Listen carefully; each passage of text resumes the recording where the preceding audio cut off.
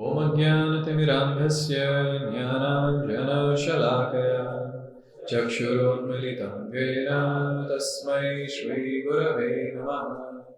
नमो विष्णुपादाय कृष्णपृष्ठाय भूतले श्रीमते भक्तिवेदान्तस्वामिनिति नामिने। नमस्ते सारस्वते देवे गौरवाणी प्रचारिणे निर्विशेष शून्यवादी पाश्चात्य देशतारिणे। जय श्री कृष्ण चैतन्य प्रभु नित्यानंद श्री अद्वैत गदाधर श्रीवासादि गौर भक्तवृंद। हरे कृष्णा कृष्णा कृष्णा हरे हरे, हरे Ram Ram Ram Hare Hare. There are so many wonderful personalities in Mahabharata, no doubt. But Vidura is one such personality who stands out for various reasons. You see how Vidura is described in Srimad Bhagavatam. Vidura's first entry in Srimad Bhagavatam is in first canto, chapter 13. So Vidura has gone for pilgrimage, he has gone to various different holy places. And then he has come back to Hastinapur. At that time, Yudhishthir Maharaj, he is very happy, all the Pandavas are very happy. And Yudhishthir Maharaj, he glorifies Vidura. That's how Vidura's first introduction takes place in Srimad Bhagavatam. Bhavadvida Bhagavata Tirtha Bhuta Swayam Vibho Tirthi Kurvanti Tirthani Swantastena Gadabrita. Yudhishthir Maharaj very beautifully, he says, Bhavadvida Bhagavatas Tirtha Bhuta Swayam Vibho. O Vidura, oh my dear uncle, you're so great. You are actually the Tirtha, holy place personified. Oh, not just that. Tirthi kurvanti tirthani. You have the power to purify even the place of pilgrimage. Look at the glory of Vidura. That's how his introduction is given in Srimad Bhagavatam. Oh, how come he is so powerful that he is purifying the holy place also? Swa antastena gadabrata, because, oh Vidura, you carry the Supreme Lord in your heart. In this way, Vaishnavas, they have this great quality. By their devotion, they are able to carry the Lord in the heart, and wherever they go, they establish a holy place, they create a holy place, and they also purify the existing holy place. And we have our dear Srila Prabhupada who did that, who carried Vrindavan in his heart, and look at what he has done. All over the world, he has established Vrindavan everywhere. So in this way, Vidur, he is glorified, for his devotion. Vidur is glorified for various different reasons. Now, this is what all the sages in Naimisharanya wanted to hear. They wanted to hear the discussion, the epic discussion that took place between Vidura and Maitreya. So in first canto, somewhat this was discussed. A glimpse was given that Vidura and Maitreya met and they had a wonderful discussion. But then suddenly the topic changed and went into second canto, where there is deep discussion about the creation. And finally, towards the end of second canto, all the sages of Naimisharanya, headed by Shaunaka Rishi, they are asking Suta Goswami, can you please tell us what were the questions asked by Vidura? What did Maitreya answer? Can you please elaborate on the discussion? So that time, Suta Goswami, he says, oh, the same question was asked by Parikshit Maharaj. So let me tell you what happened, what Parikshit Maharaj asked and what Shukadeva Goswami answered. So let's begin with this shloka where Shukadeva Goswami speaks about the situation of the Pandavas at that time. Shri Shukavacha Yada tu Raja Swasutan Asadhun Pushnanna Dharmena Vinashta Drishtihi Bhratu Vyavashtistasya Sutan Vibandhun pravesha laksha bhavane dadaha. So Shukadeva Goswami is telling Parikshit Maharaj, oh Parikshit, you listen, what happened? What happened to your superiors? I should say grandfathers. Dhritarashtra, he planned something very, very abominable. What was that? He, by his impious desires, he decided to kill all the 5 Pandavas. And what was the plan? The plan was to burn them. And this, Yudhishthir Maharaj is remembering when he met Vidura after a long time when Vidura came back from pilgrimage. And acknowledging how Vidura protected Yudhishthir and other Pandavas, Yudhishthir glorified. Oh Vidura, you did so and so. What you did? Api samartha no yushmat. Pakshak chhaya samedhita. Vipadganat vishagnadir. Mochitayat samatrikah. Oh uncle, do you remember? You remember how you were protecting us?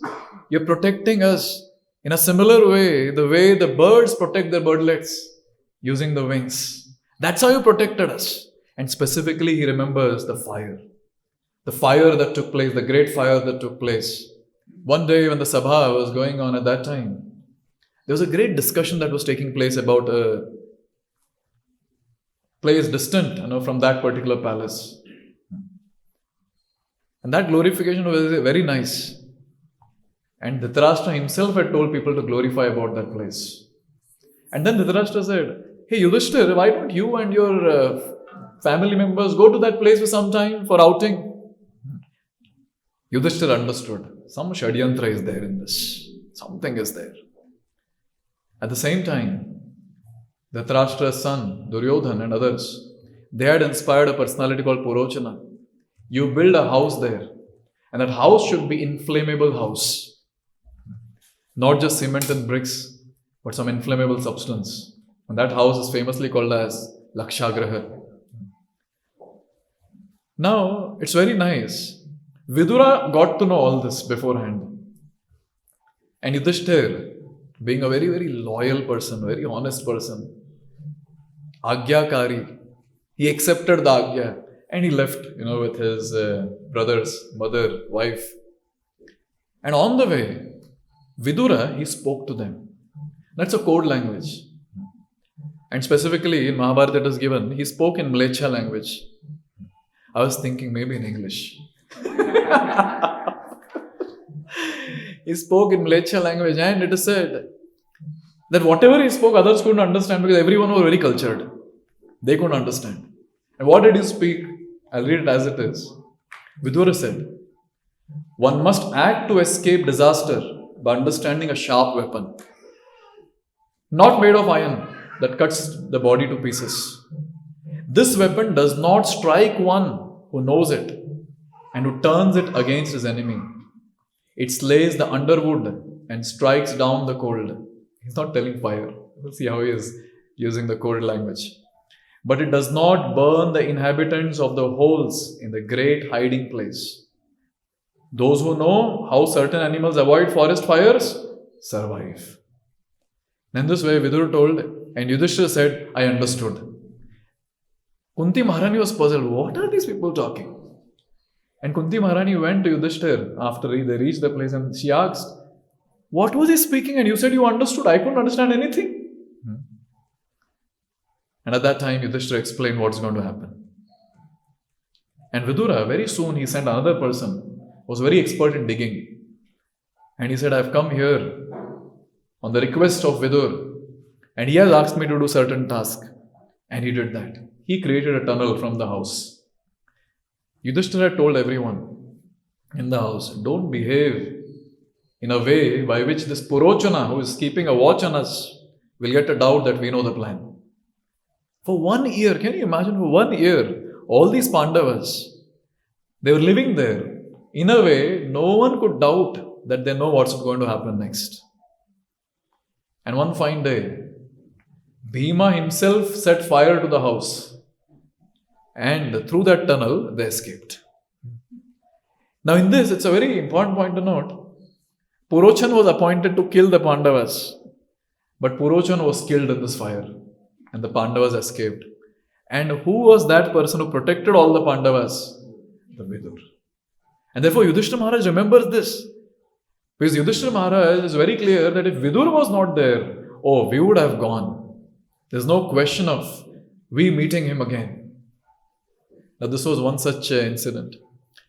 After that, there's another incident which is described by Shukadeva Goswami. Yada sabhayam kurudeva devyah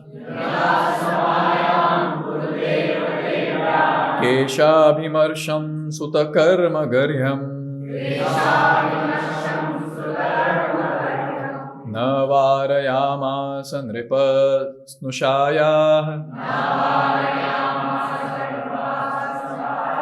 swasre harantya kuchakunkumani.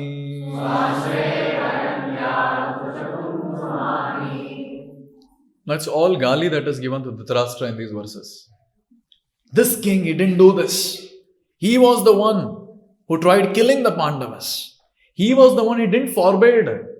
Whom? Dushasan. When he was holding the hair of Draupadi and pulling her to the Sabha, at that time, the tears coming out from the eyes of Draupadi, the pious lady, that was flowing so much that washed the kunkuma that was there on her breast. So much of tears that was flowing down. And here, Vidur also had a very important role to play. You can imagine in that entire Sabha, everyone was quiet. Nonsense is going on. Even till today, we don't hear that such incident have taken place in any parliament. Yes, it took place at that time. Dwapar Yuga we are talking about. Such a heinous act. A lady has tried to be disrobed in the entire Sabha where all men are sitting. And Draupadi is shouting at her pitch of her voice, is it just with me? What's happening with me? Is this justice? And she's looking at all the great personalities. Who are the great personalities sitting there? Bhishma, Drona, Kripacharya, and all of them. They were sitting. At that time, even Vidura was there. And also one of the brother of Duryodhana who was sitting, who was pretty pious. Who was that? Vikarna. Vikarna was sitting there. And at that time, when no elder spoke, Vikarna spoke. And at that time, Vidura also spoke. Vidura is known for his straightforwardness. Ekdam straightforward.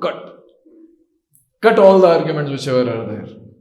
Cut all the negativities, which are there. He will not hide things. And he spoke in front of everyone. He boldly spoke. And he argued one very important thing. And he said, Draupadi could not be considered as one in the dice game. Why? Because Yudhishthira had already lost everything. He had lost himself. Then how does he own Draupadi? Now, Duryodhana and others, they have a different feeling altogether. Finally, we won and this person is not turning everything. And he made a point, a person who has lost his own independence has no right to stake someone else, certainly not his wife. And Vidur is that bold personality who questioned all those great personalities sitting, looking at Bhishma, Drona, Kripacharya and others. That these revered elders, they are sitting silently, even in such grave injustice that is happening in front of them. You see, Vidur had an important role to play here also. Whenever there was some crisis in the life of Pandavas, Vidur was there to help. And therefore Yudhishthira, remembering that, he is saying, oh my dear uncle, you remember how you saved us in various times? The way the bird, the father bird says the birdlets, that's how you saved us by your wings, protecting all of us. See, not just this. When the Pandavas lost the dice game, and they were asked to go out to forest. How many years of Vanvas? 12 years of Vanvas. And 1 year of Agyatvas, total 13 years. And it is described that even Kunti was going with them. And Vidura, he requested. Vidura requested Yudhishthira, see Kunti, she is very old. Please don't take her. Please leave her with me. We'll take care of her. And at that time, Vidura was married. Everyone knows the pastime of Krishna and Vidura's wife. A quiz. What's the name of Vidura's wife? Oh, very nice. Vidurani, very nice. Yes. You know, even I was not knowing. Only when I started studying, I got to know. Sulabha. Her name was Sulabha. So this lady, she became a very good friend of Kunti. Vidura, Sulabha, these are the two personalities who took care of Kunti very nicely in their place. And that's how Kunti didn't feel separation from the Pandavas during that time. Look at the service that Vidura is offering to all the Pandavas. So wonderful. In this way, Vidura took care of these personalities. But now something else took place when Pandavas came back, from their Vanvas and Agyatavas. It was very simple. Yudhishthir, he requested Dhritarashtra, please give us our kingdom back. He requested. And what did this person said? He just refused. No, will not give. And that is the time when Krishna came as peace messenger. And that was also rejected. That was also denied. And then the war became inevitable. At that time, you can imagine, when the situation was there, Dhritarashtra called Vidur for consultation. Now it's very wonderful to note, Vidura is a very qualified person to an extent that he was called for consultation even by personality like Dhritarashtra. Therefore, it's very important to understand how this person was so qualified. Srila Prabhupada describes that Vidur in his previous life was Yamaraj. And a sage called Manduka or Mandavya, he had something to do with Yamaraj getting transformed into Vidur. So there were some thieves who stole something from the kingdom and they kept it in the hut of Mandavya or Manduka. The thieves were caught and they got back all that they stole. But along with that, the soldier, they did this very heinous act of arresting even this great sage, Manduka. The thieves were put on stake. Along with that, even Manduka was put on stake. Suli pe chadaya tha unko. And this person, Manduka, he was going through huge pain. And immediately the king got to know that certain thing has happened like this. And immediately the king came. And then he told Manduka to be put down. And he begged forgiveness, falling at his feet, please forgive me. These soldiers, they were not knowing your greatness. And they caught you in the pretext of stealing. And Mandavya, he was very clear. He said, I have no problem with you. I'll ask the right person. And he said, I'll go to Yamaraj. I'll ask Yamaraj. Aisa punishment kyun diya mujhe? So whenever we have some problem, when we're going through some problem, you know whom to meet. Yes. There's no point again and again asking, why me, why me? Go to the right person, ask, why me? Yes. In one of the centers in Bangalore, I was giving a session on karma. Newcomers were there. And I spoke about how whatever we do in our life, it will come back to us, and whatever comes to us, that's what we deserve. And after the session, one lady came and she was fighting like anything with me. Why me? Why me? Since I didn't have phone number of Yamaraj, I couldn't give her. I told, go and ask the right person. Yes. So he's the right person. And Mandavya, he said, I'll go and ask the right person. And Mandavya said, see, why did I get such a painful punishment? What did I do? And Yamaraj said, in your childhood, you troubled an ant with a very, very sharp thing, piercing it, and it was about to die, and therefore you also got a pain which was equal to that of about to die. And at that time, Mandavya, he became very angry and he said, but when it comes to kids, when it comes to children, their things are not considered. And now the punishment that you have given me is disproportionate. And since you have done this act, I curse you that you take birth amongst those whom you judge. That is all people of this world. And who are the ones who will commit sinful activities? Shudras will commit sinful activities. According to the Shastra in the past, they were considered to be not sense-controlled. And therefore, Yamaraj was cursed that you take birth in the family of Shudras. And this is how Yamaraj became Vidura. A nice connection here. Vidura was very affectionate to Yudhishthir. There's a connection, yes. So Dharmaraj has come as Vidur, and Amsha of Dharmaraj is here as Yudhishthir, and naturally it was a nice affection, between the two. And we see both of them, they're very pakka when it comes to dharma, very pakka. And therefore, imagine Yamaraj's qualification. He's not an ordinary person. He's supposed to judge a person's activities and give punishment accordingly. He cannot do a mistake. Now, such a person has come as Vidur. So you can imagine how great will be this personality when it comes to understanding of dharma. And therefore, when Dhritarashtra is calling Vidur for consultation, we can imagine he knows the qualification of Vidur. But I had a question that how Yamaraj can become a Shudra? How he can do a mistake firstly and how he can become a Shudra? Whenever we have a question, we have to just ask Srila Prabhupada. Prabhupada will answer. He has answered everything in his purports. Only thing that is needed is scrutinizingly study that. Prabhupada says in the purport to 113.15, I'll just read it as it is. Yamaraj has very little time to take leave from his responsible office of punishing the wrongdoers. Very busy. There are more wrongdoers than righteous men. Therefore, Yamaraj has to do more work than other demigods who are also authorized agents of Supreme Lord. But, look at this, very nice. Yamaraj had a desire. What was his desire?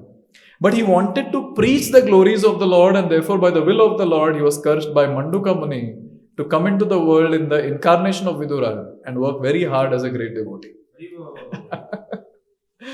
This is called the vision of the Acharya, understanding of the Acharya. And also one point to note, when Pandu died, so at that time Dhritarashtra was made the king. But then he was just for namesake. The entire kingdom was taken care by Vidur. And when it comes to Vidur's understanding of Niti, that is, in which situation what to do, is very, very great. To an extent that the compilation of all that is called as Vidur Niti. And based on Vidur Niti in the modern times, we have something else also, Dash Niti, Chanakya Niti. So I was very fascinated to read that Chanakya Niti is based on Vidur Niti. Now such a person has been called by Dhritarashtra for consultation. When it comes to Pandavas, they had a lot of trust in Krishna.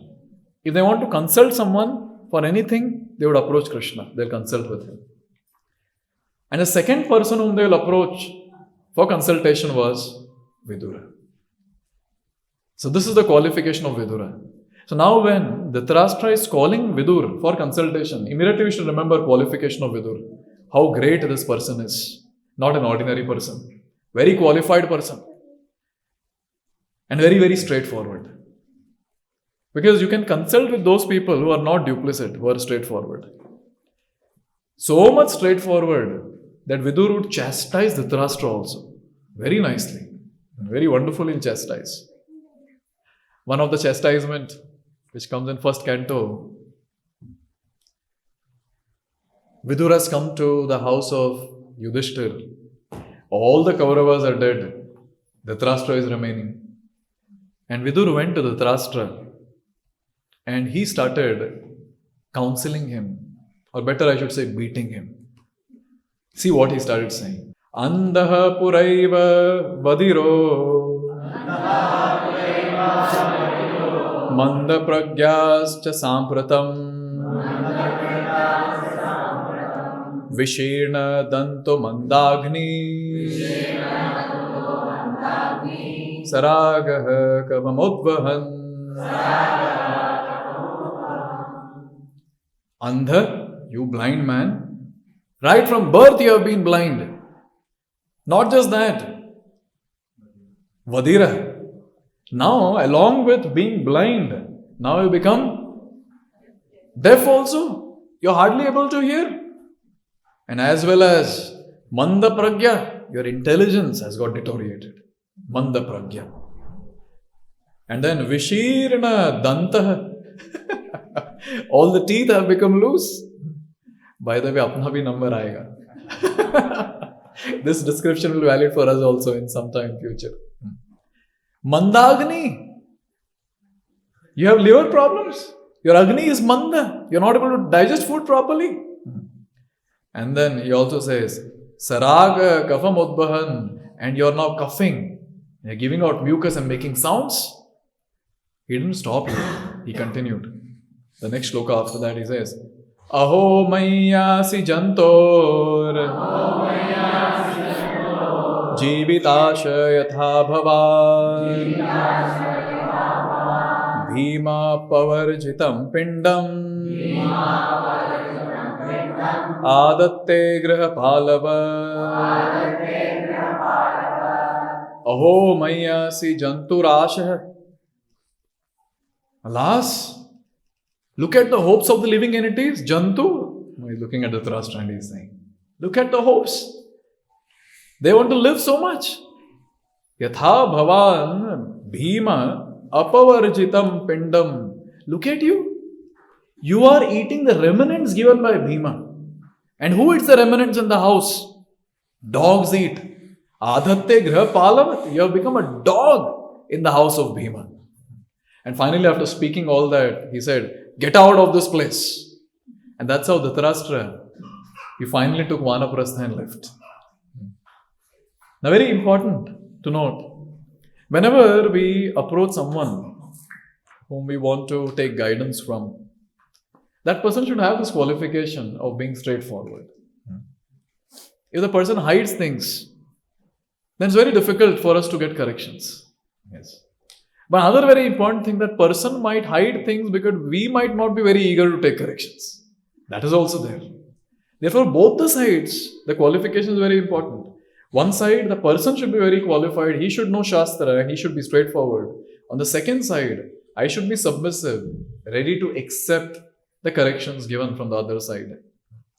And here, Dhritarashtra had the mood to accept corrections from Vidura. He would accept also. He would say, yes, whatever you're saying is correct.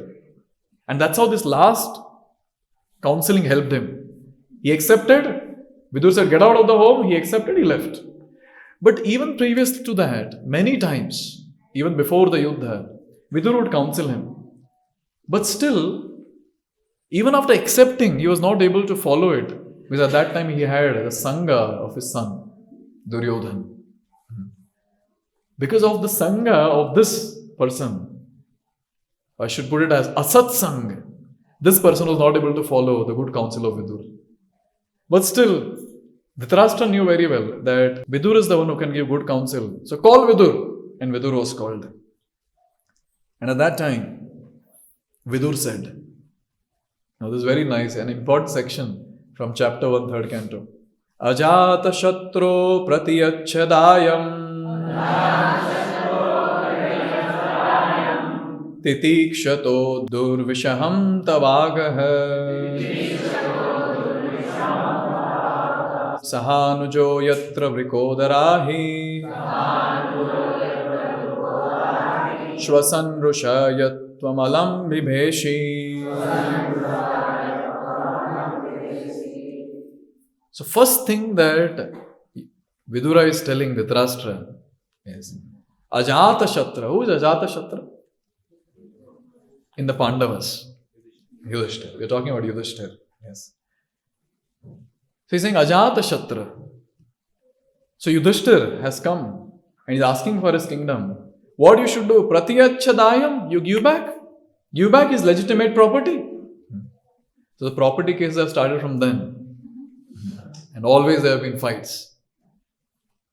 And therefore here, Dhritarashtra is making a very serious point. He's saying, you're forgetting there is a very, very strong person who is breathing heavily out of anger, and his name is Vrikodara, Bhima. And therefore, surely, you are afraid of him. And I am telling you, you should give back the kingdom. And he went on speaking more. He continued. Parthamstu devo bhagavan mukundo grihitavan sakshiti deva devaha aste svapuryam yadudeva devo vinirjita sheshanir devaha. See, when it comes to pure devotees, even in their chastisement, they'll get glorification of the Lord. Yes. So wonderful. He's saying, Parthams tu devo bhagavan mukundo. On the side of Parthas, that is the son of Pritha, who is there? Bhagavan is there. Mukunda is there on their side. And one point that you have to notice, that he is Supreme Lord, no doubt. But along with that, he is the one who has conquered innumerable rulers on this planet. I think Jarasandha and others, they knew all the pastimes. And it's very important to note, he's making a point. He's there on their side and he is their Lord. And as soon as you say that he is their Lord, what does that mean? He's protecting them. He's protecting them, and you are trying to be on the opposite side and you're challenging Pandavas. It goes on to say you're challenging Krishna. Prabhupada writes, Vidura wanted to impress upon his elder brother that fighting with Pandavas was fraught with many dangers because they were supported by Lord Krishna, who had conquered, even in his childhood, demons like Kamsa and Jarasandha and demigods like Brahma and Indra. Therefore, all universal power was behind the Pandavas. So this is established by Vidur. And he is warning Dhritarashtra, don't do this, give back the kingdom. Don't do this, give back the kingdom. But Vidur knew very well that Dhritarashtra, he is my brother. Whenever I tell him, he listens. But there is this person. Duryodhana was there. When Vidura is speaking to Dhritarashtra, Duryodhana was there. So pointing at Duryodhana, look what Vidura says. Sa esha dosha purusha dvidaste grahan pravishto yamapatya matya Ushnasi Krishna Vimukho Gata Shri Tyajasva Shaivam Kulakaushalaya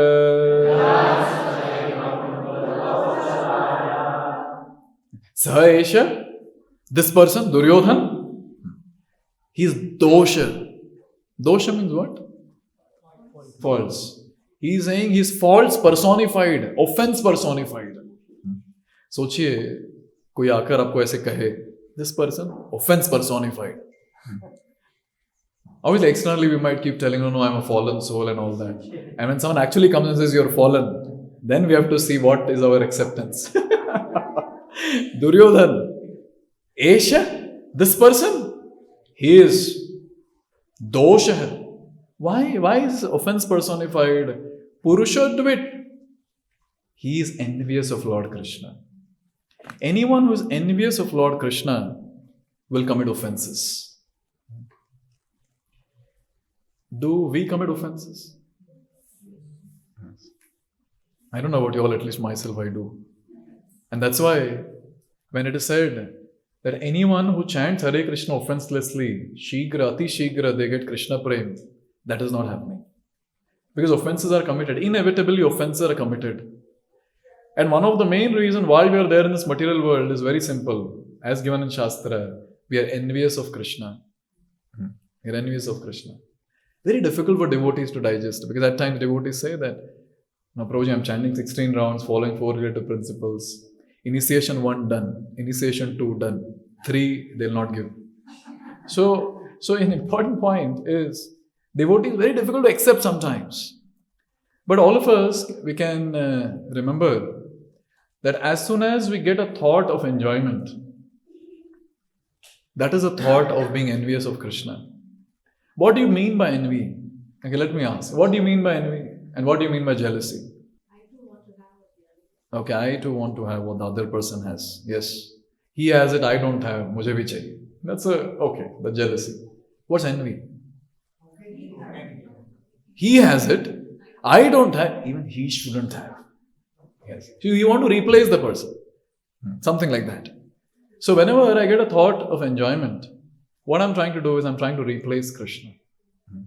He is the one, he is the supreme enjoyer. Bhoktaram yagatapasam. He is the bhokta. He is the enjoyer. But as soon as I get a desire to enjoy, immediately this point has to be noted. I have that envy still within. Because servant will not be envious of master. Servant will never think. I'm talking about the Vedic servants, not the current ones. Yes. They will never think to replace the master and enjoy like the master. Never. Similarly, when it comes to us, unfortunately, this very negative quality is there called enviousness. And because of that, we are badly stuck in this material world. Very, very unfortunate. But by the mercy of our Acharya, A.C. Bhaktivedanta Swami Srila Prabhupada, at least we are realizing, कुछ तो problem है, मतलब कुछ तो disease है, doctor के पास जाना चाहिए. And now devotees approach doctors also, the spiritual doctors, and receive the prescription of what medicines to take in the form of instructions. And devotees try to follow their best, and therefore we see that so many devotees from their demoniac natures are evolving and coming to divine nature to an extent that they're able to distribute the message of Krishna consciousness. I find myself also in that category. Demonic, now also demoniac, little bit, some aspects I've learned which I'm trying to share. So this point is very important, that dosha, personification of offenses, is that person who is Purusha Dvit, the one who is envious of Krishna. Grahan pravishtoyam apatyamatya, and you're maintaining him. Pushnasi, you're maintaining him, thinking, he's my apatya, he's my son. Krishna vimukho gata shrihi. Yes. But this person who is envious of Krishna, and you are in association with this person who is opposing Krishna, therefore, there is no question of auspiciousness in your life. When I read the shloka, it was a very nice revelation that I might be trying to practice devotional service and I might expect all auspicious to come in my life. But one point to note, if I'm in association with someone who is envious of Krishna, who is a materialist, then there's no question of advancement in bhakti. Association means to accept. As soon as I accept the other person wholeheartedly, be it his words or be it his actions, suggestions, whatever, immediately this will take place in our life also. There will be no auspiciousness, gata shri, devoid of everything auspicious.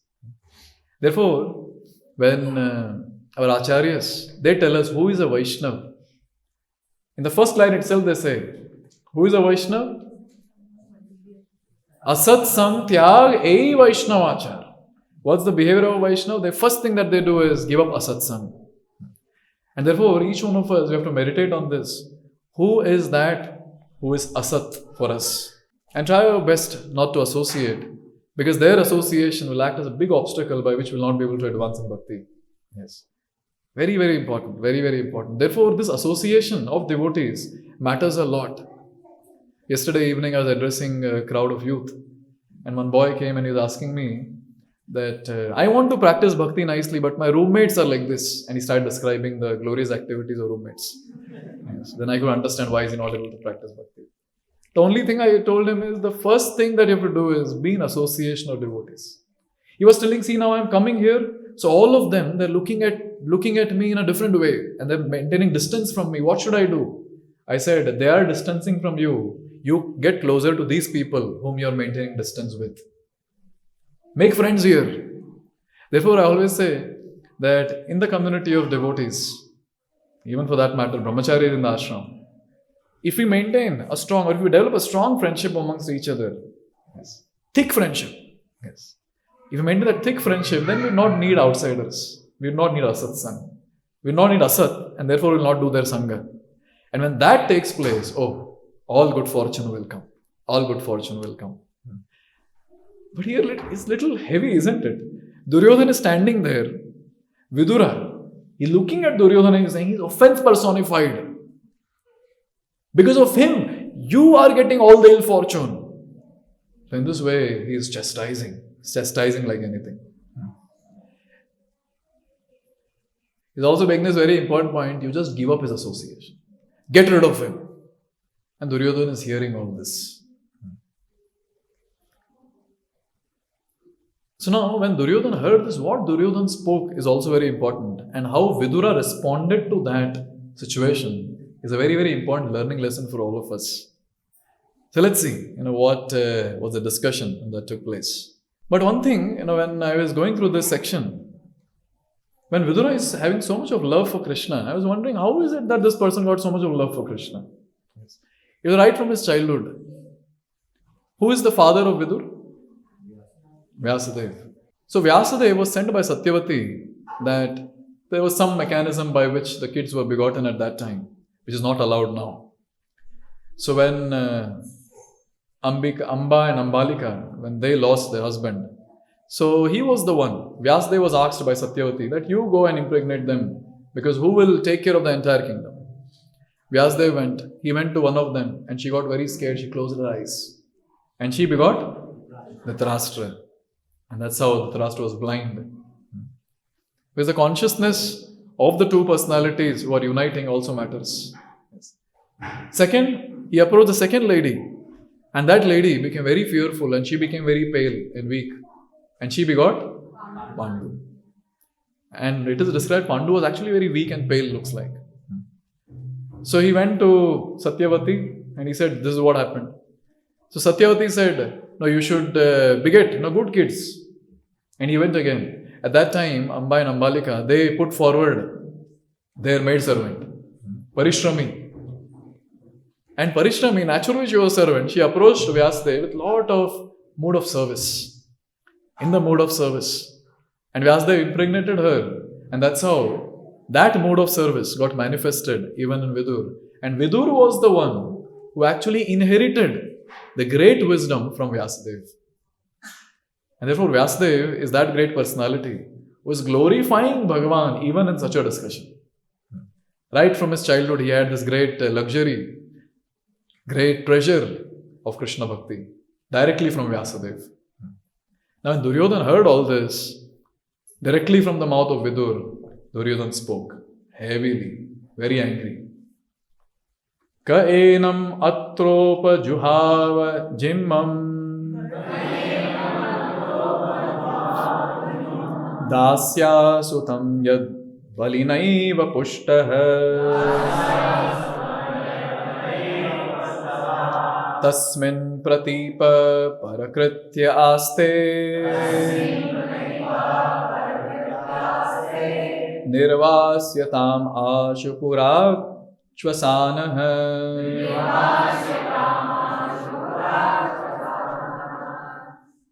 Ka enam atra upajuhava jimmam dasyaha sutam. Who asked this person to come here? Duryodhana is saying, looking at Vidur. It's not some room conversation. It's something taking place in the entire Sabha. In the Sabha, Vidur is speaking about Duryodhana and Duryodhana is speaking about Vidur. See, Vidur speaking about Duryodhana is okay. Why? He was elder. And previously, there was a lot of etiquette that was followed. Great etiquettes were followed. Yes. Even when Dhritarashtra was plotting so much against these Pandavas, after the Mahabharata Yuddha, when Vidur chastised Dhritarashtra and Dhritarashtra left home, and next day morning when Yudhishthir and all the other Pandavas came to take darshan of Dhritarashtra, like every day they would do, to touch the feet and take blessings. And when they couldn't find Dhritarashtra, you know what the Pandavas did? They cried. What did we do to our superiors? Why our superior left us? They were cursing themselves. This was the etiquette. That person who is trying to kill you, to that person you're paying obeisance. 7th canto Bhagavatam, Prahlad Maharaj. His father is trying to kill him. But whenever he would look at his father, what he would say, or what he would do, first thing is pay dandavat. अगर हमें पता चले ऐसे कोई जो हमें मारना चाहता है, someone wants to kill us, दंडवत नहीं करें, दंडा लेके घूमेंगे. Actually, that's a fact. Because for us now, at least in the modern times, etiquette is just there in the pages of some books. Yes.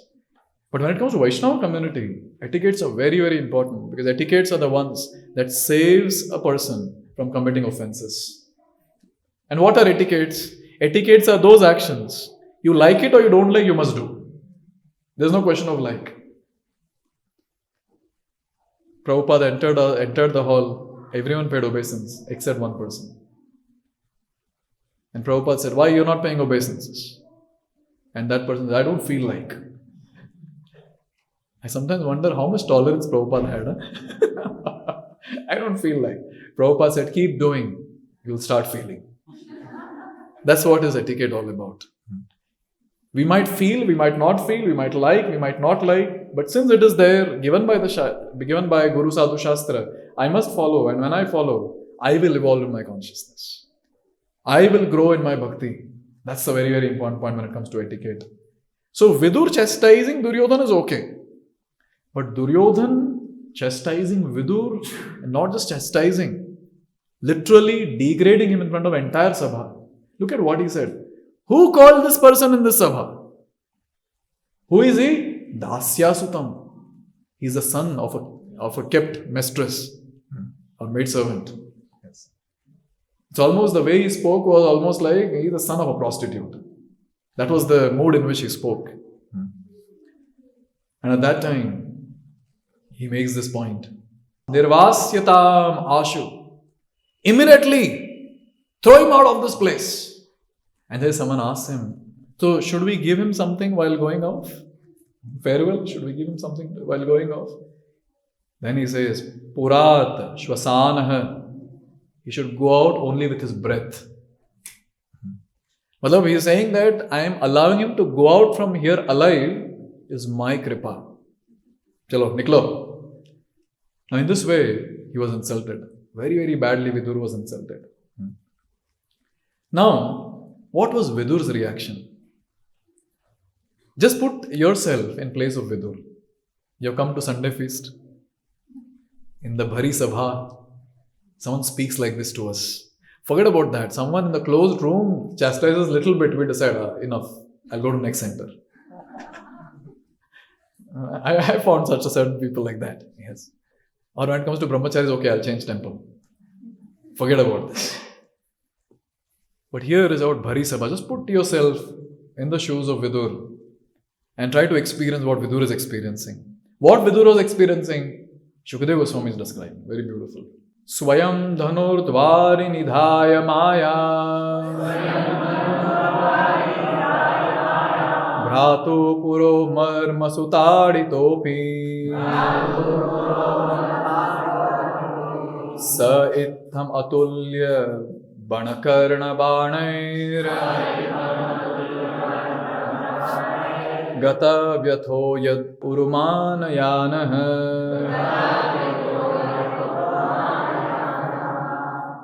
Swayam dhanur dvari nidhaya. So Vidur, he was having a bow in the hand. For your information, Vidur, Pandu and others, they were all trained very nicely. Bhishma himself had trained. Dhanur Vidya he knew. Shastra he knew. Dharma Shastra, Artha Shastra, etc. So he would carry bow. He was not eligible to be a Kshatriya because of his birth, but by qualification he was. He had a bow. So as soon as he heard this, you can imagine Vidur's going out or going near the door, and at the door, he kept that bow down. And what was the mood in which he was going out? Here it is described. Marmasu taditaha api. So his heart was pierced. His heart was pierced. How? With what the heart was pierced? Banai, by arrows. Arrows? But no one was able to see any arrow that hit Vidur. And here it is said, Ati lubana karna banai. It was very, very severely short arrows. And this entered the ears of Vidur. And that's how they entered the heart and pierced the heart. But then very wonderful thing. How did Vidur took this situation? This is something that we have to dive deep and understand. Because after all, when we come to Bhagavatam class or when we start reading Bhagavatam, this is something that we have to look for, the gems from Srimad Bhagavatam, by which we will be able to advance in Krishna consciousness. One point, before we discuss this, the way we are going to approach Bhagavatam, Bhagavatam also will reveal in the same mood. We want something material, Bhagavatam will give a lot of material things. We want to have some sensual things, Bhagavatam will portray something sensual. We want something lusty, we want something which is out of greed or whatever, Bhagavatam will reveal that.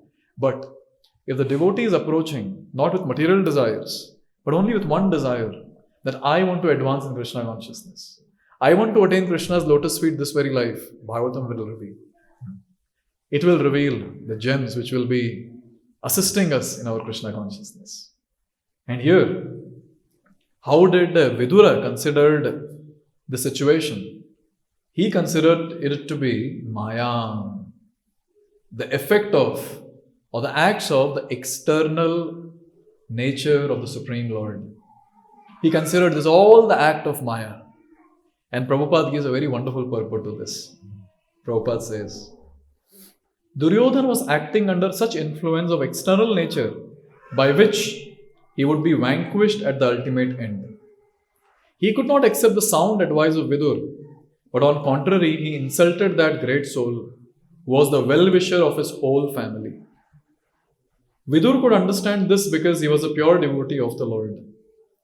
In spite of being very strongly insulted by Duryodhana's words, Vidur could see that Duryodhana, under the influence of Maya, the external energy, was making progress on the path toward his own ruination.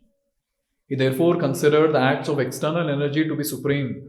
Yet, he also saw how the internal energy of the Lord helped him in that particular situation. Look at his sound analysis in that particular situation.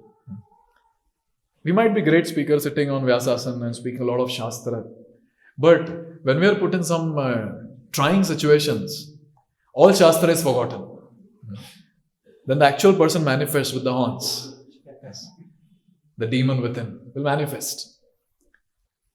But here, look at Vidur. He has realized the Shastra.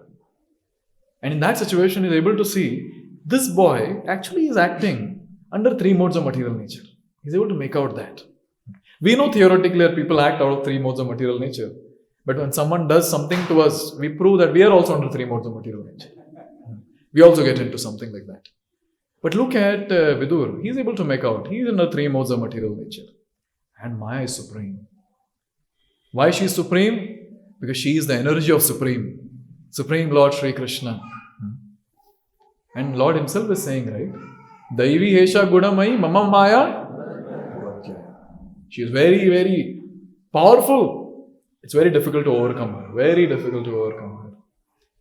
But now, one is you consider this to be a situation influenced by Maya. Other thing is, to see what the internal energy of the Lord has arranged for us, that's very commendable. We might maybe, in some situation, we might say, okay, now he's under Maya. We feel that everyone is under Maya except me. At times we might feel that, but the point is, in that situation, am I able to see the internal energies hand in our life, which Vidura is able to see?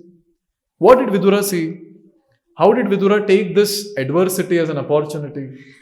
Prabhupada says, a devotee is always in a renounced temperament because the worldly attraction can never satisfy him. Vidura was never attracted by the royal palace of his brother. He was always ready to leave the palace and devote himself completely to the transcendental loving service of the Lord. Now he got the opportunity by the grace of Duryodhana. Whose grace? Duryodhana's grace. This Prabhupada. And instead of being sorry at the strong words of insult, he thanked him from within, because it gave him the chance to live alone in a holy place and fully engage in the devotional service of the Lord. Very wonderful point that is made. First is, Vidur was never attracted and attached to the royal luxury. He was just waiting for an opportunity. Just a tangent in one of our preaching projects. One boy was very, very nice, very nicely practicing bhakti. And he was very keen about joining Brahmachari ashram also. And then I was inspiring, why don't you join them? What are you waiting for? He said, bro, I'm waiting for the right situation. When I'll be kicked tight by Maya, then I'll come. Very nice. And there are people waiting like that also. And even for that matter, when it comes to Grasta devotees, it's very important. Prabhupada writes in one of the purports in, I think, second canto. He says that everyone should plan their life such a way. Last 15 to 20 years, one should be a full-time devotee. Because one thing is very clear, that part-time bhakti will not work for us. We have to get fully purified. Itna contamination, kaise niklega? So full-time bhakti is needed at least last 15-20 years of life. One should plan very nicely. And those devotees who are about to get married or newly married, I always tell them, plan your finance very nicely so that you can take early retirement and render full-time service. Preach the message of Krishna consciousness without depending on temple for one's livelihood. Yes. If someone can do that, that's really wonderful. Just imagine, all of us are the ones who are running the corporate world here in Bangalore. Correct? No. I mean, mera time tha, abhi mera nahi hai aap log. Yes. So just imagine all that intelligent brains, if they are put here in the mission, Bangalore Krishna conscious city will be just like this. What do you say? Yes. It's all about the intelligent brains needed together.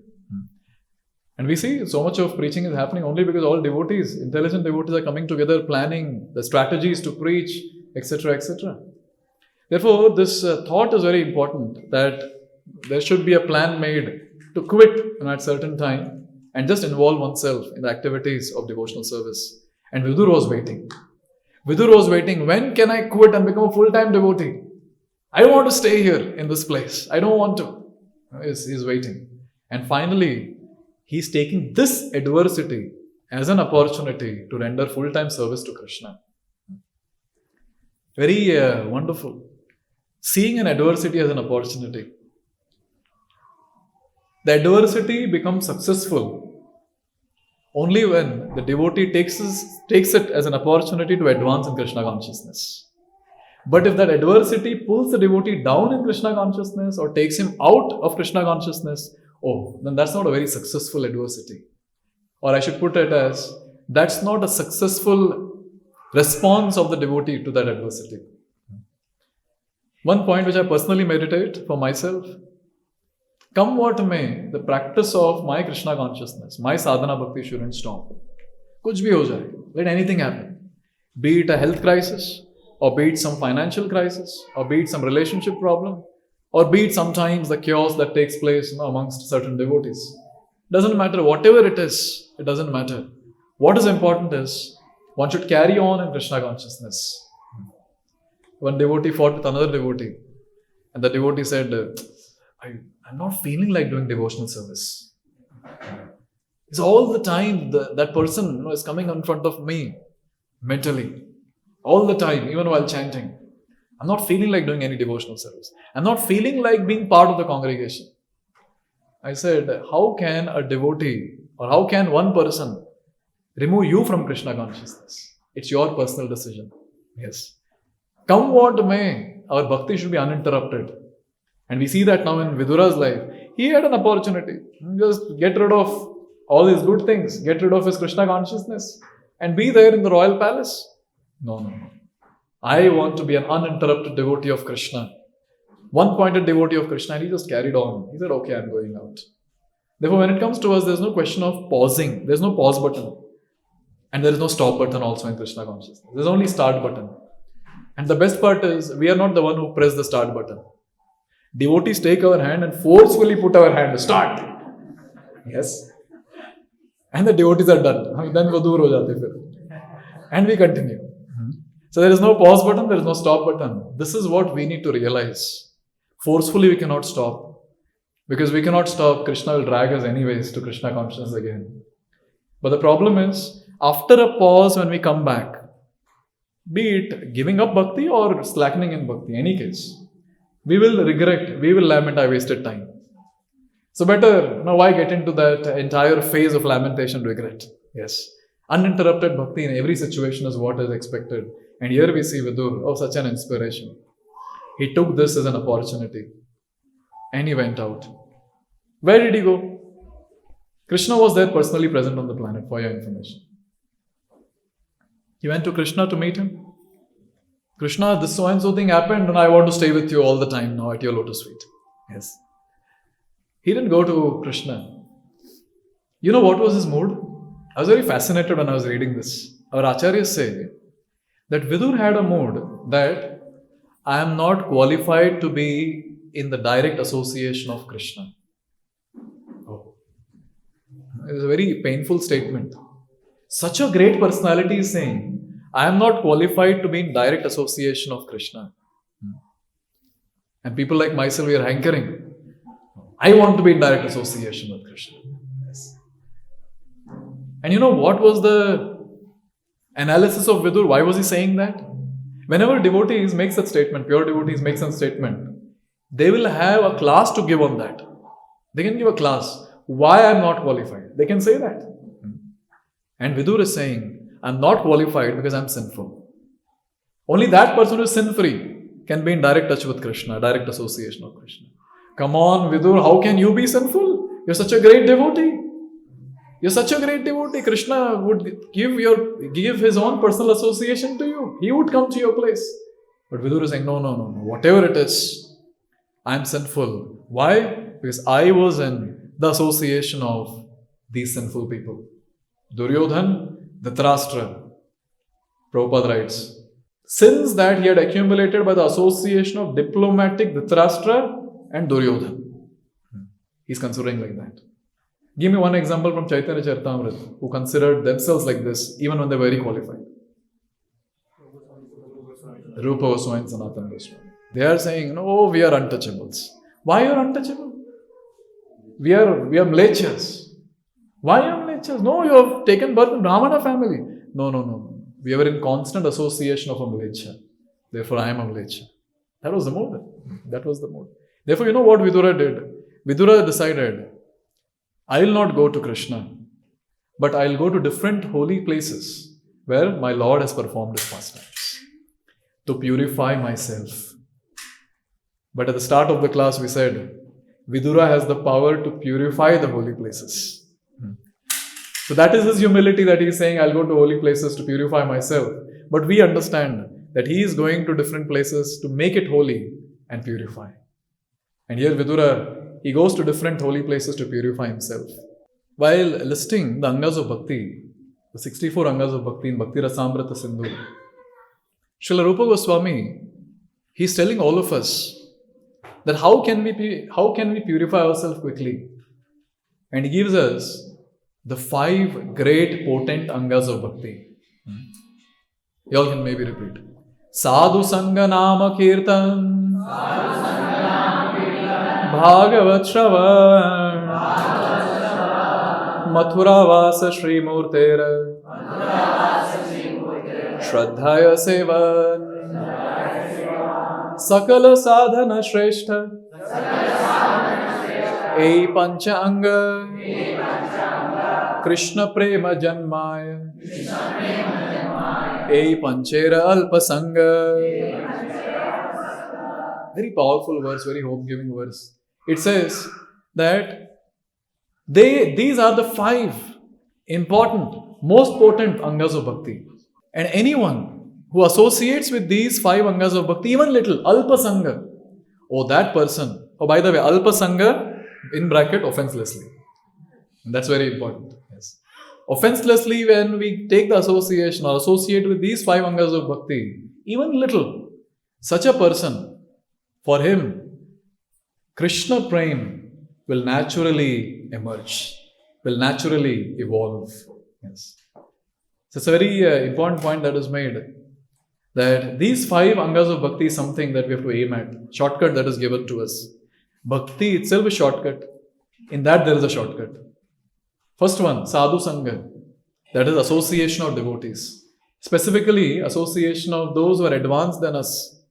Now is what is very clearly mentioned. Sadhu Sangha. Second, Nama Kirtan, chanting the holy names of the Lord offenselessly.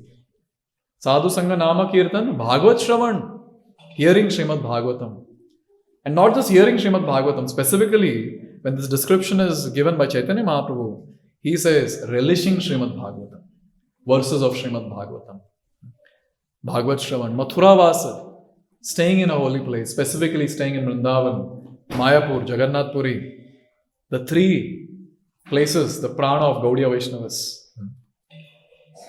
Or at least stay close to a ISKCON temple which is not different from these places. Yes. And best is to stay in the ISKCON temple. And we have a lot of place now. The boys can think about it.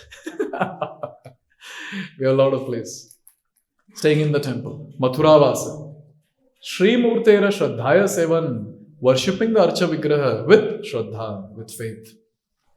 So these 5 are the most potent angas of devotional service.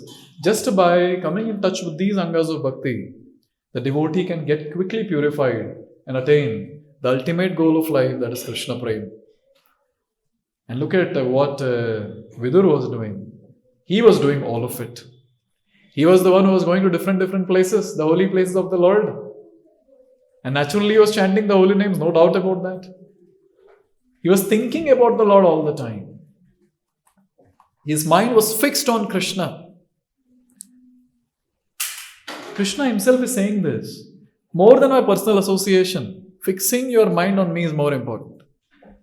He says this to someone in 10th canto of Srimad Bhagavatam. Brahman Patnis. The Brahman Patnis came, they are with Krishna. And Krishna is saying, okay, you have done your service, you go. They're like, no, we don't want to go. And at that time, Krishna says this, very beautiful.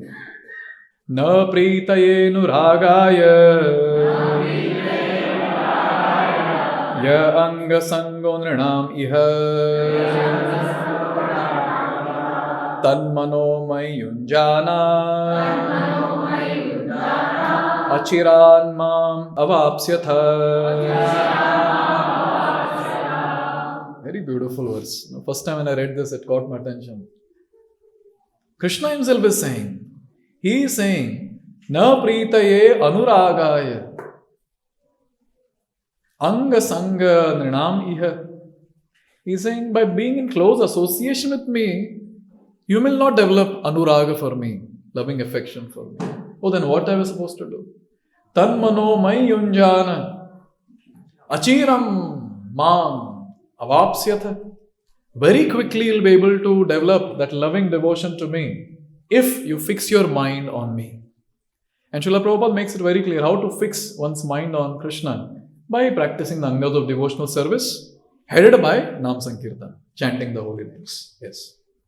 Therefore, here Krishna himself has proved a very important point that devotees are more eager to serve the Lord by executing the angas of bhakti than being in direct association with Krishna.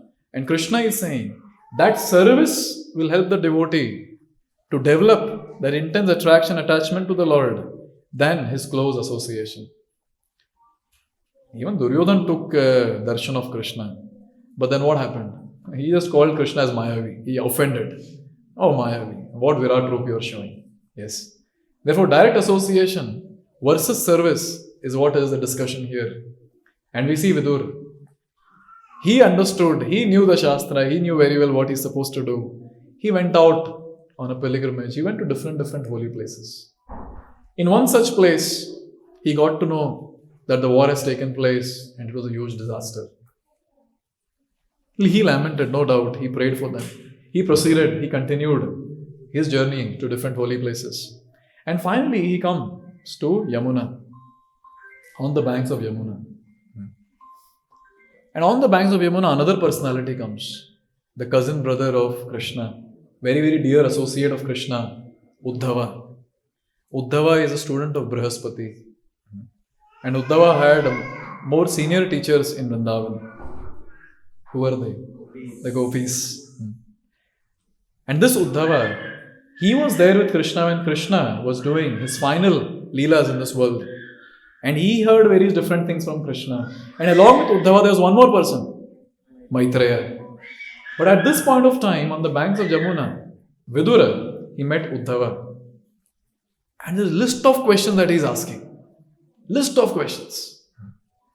And finally, the essence of all the questions, he puts it at the end. He says, please glorify Krishna.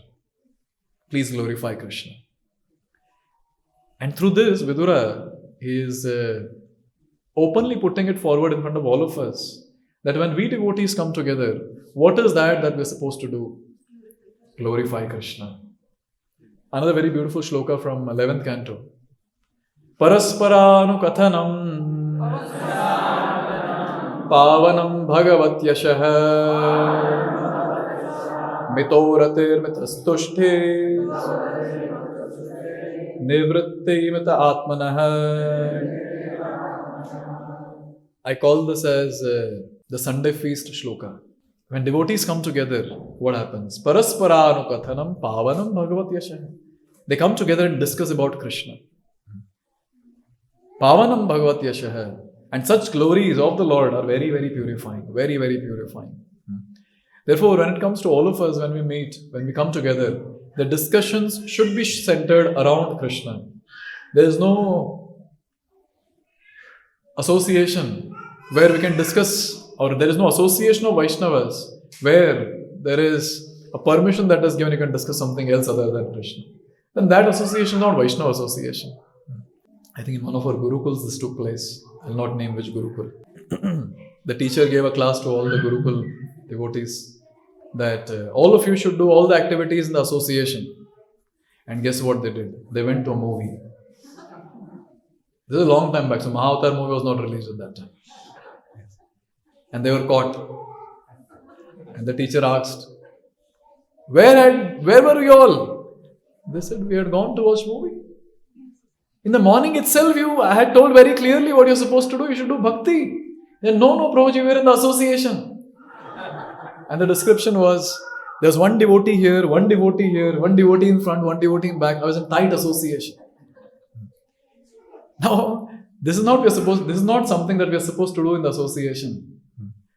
We are supposed to come together. And as soon as we say devotee association, it's implicit according to Shastra that discussion about Krishna will take place. Not anything else. Yes. And here, Uddhava was asked by Vidur, please glorify Krishna. Please glorify Krishna. And in the future chapters, we will see that Vidur will meet Maitreya. Uddhava will send, you go to Maitreya. And after going to Maitreya, what happened there? Again, Vidur asked a list of questions. And the essence of all the questions was, please glorify Krishna. I want to hear about Krishna. Therefore, in this entire thing that we saw about Vidur, we understand a few things very clearly that we can imbibe in our day-to-day life. One is his nature itself. Such a straightforward and a simple person. Whatever is there inside is there outside. A person who has always been a wonderful friend of not just devotees, even of materialists like Dhritarashtra and others. They were again and again, even when they were insulted so much, he would go back again and again whenever there was a need and counsel them. No selfish interest. All the time thinking about others' well-being. And very important point, especially in the section that we saw today, even in the great adversity, when he was thrown out of the palace, he took it as an opportunity to practice bhakti. And uninterrupted devotional service is what is very nicely exemplified by Vidura. And another very important thing, his eagerness to hear about Krishna. His great eagerness to hear about Krishna can be seen when he's asking questions to Uddhava or when he's asking questions to Maitreya. And when a devotee is like this, what is the gift that Krishna gives them? Very, very great gift. And this gift was given to Vidura. Krishna says in Bhagavad Gita, Anta kalecha mameva smaran vaktva kaleva. Anyone who remembers me will come back to me. But when it comes to Vidur, Krishna gave a gift to him. And this is told by one of them, Uddhava or Maitreya. I think Maitreya, I'm not wrong. Where they tell him, when Krishna was leaving this planet, he was remembering you. Vidura was so touched, so very touched. Lord remembered me, the unqualified person, he remembered me. He was in ecstasy. Therefore, those devotees who try to follow in the footsteps of Vidur, Krishna will remember such devotees. And Krishna will personally assist the devotees to attain the ultimate destination, that is Krishna Prem, eternal service to the Lordships. And by the empowerment of Krishna, that mood can be distributed far and wide, and we can keep preaching. And we can be a wonderful instrument in the hands of Srila Prabhupada. And that's what each and every devotee connected to our centers should aim at. We want to become a very nice instrument in the hands of Srila Prabhupada, so that he can use us to do all the wonderful services that he wants to do in the place we might be staying or we might be preaching around, and help as many people as possible to get connected. So thank you very much. I pause here. Hare Krishna. Srila Prabhupada ki